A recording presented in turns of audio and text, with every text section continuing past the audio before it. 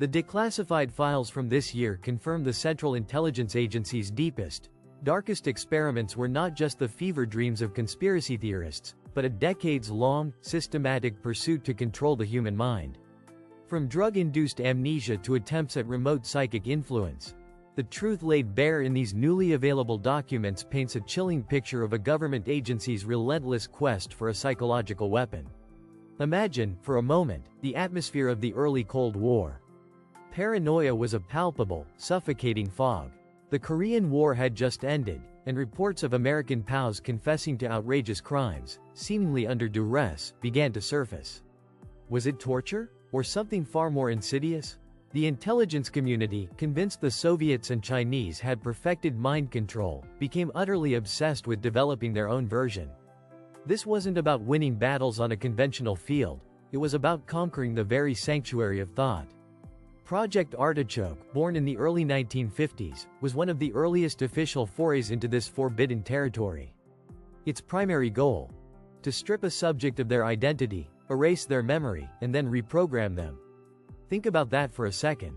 The idea wasn't just to extract information, but to annihilate the self, then rebuild it to serve a new purpose.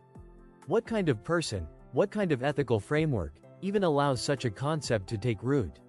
But Artichoke was merely a prelude, a crude prototype.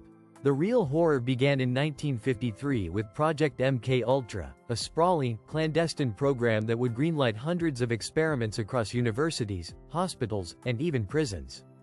The CIA poured millions into this venture, funding scientists and doctors, some brilliant, many deeply unethical, to explore every conceivable avenue of psychological manipulation. The stakes, in their minds, were nothing less than the future of freedom itself.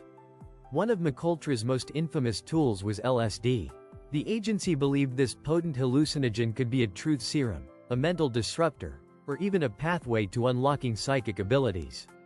They dosed unsuspecting subjects, patients, prisoners, even their own agents, sometimes for days or weeks at a time, without consent, without medical supervision, and often without any follow-up care.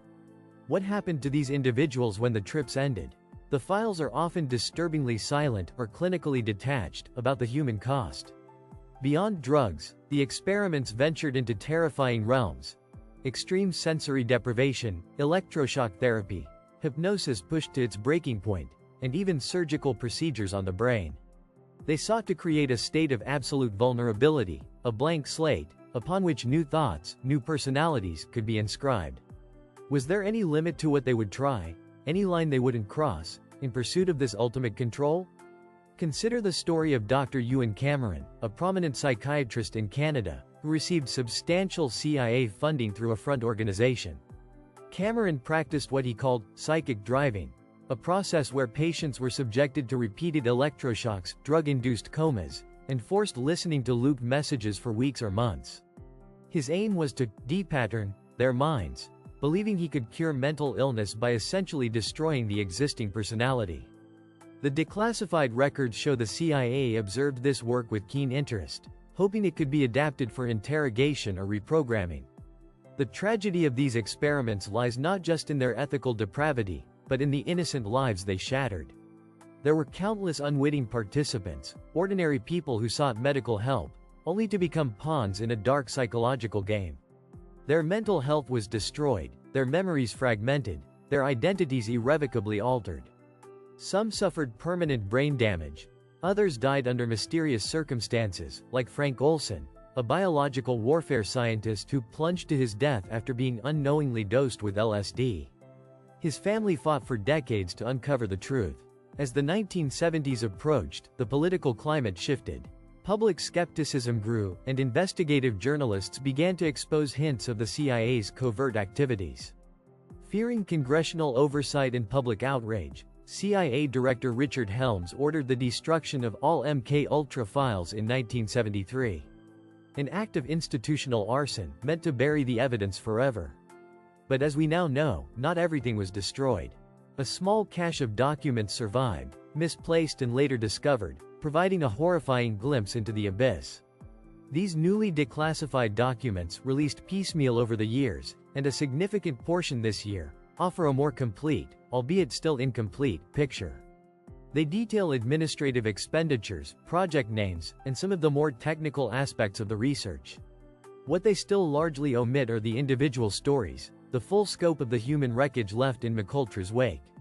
We see the mechanics of the machine, but the true cost remains shrouded in partial secrecy.